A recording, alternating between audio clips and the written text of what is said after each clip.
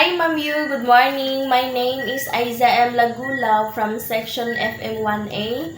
The virtuous person that I admire, except for my parents, is no other than Miss Glenda de la Cruz Victorio, a 22-year-old, a mother of two, and a CEO of a successful company, Brilliant Skin Essential Incorporation.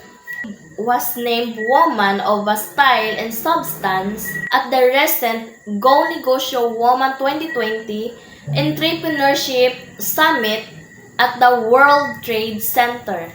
From her humble beginnings, growing up in Morong Rizal and online reselling of a product as a young mom, Glenda de la Cruz Victorio only launched in 2016.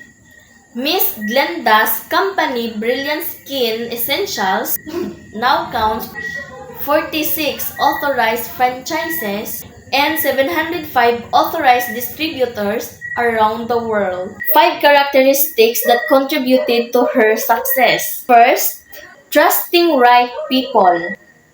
Second, keep hustling. Third, self-study. Fourth, family comes first. Fifth, gives generously. Miss Glenda never failed to give back. From her family to Brilliant Skin Essentials employees, as well as to other causes and organizations such as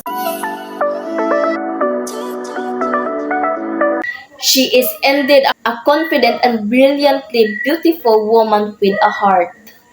I considered her as a virtuous person because she proves that with hard work, determination, passion, and drive, dreams are within everyone's reach.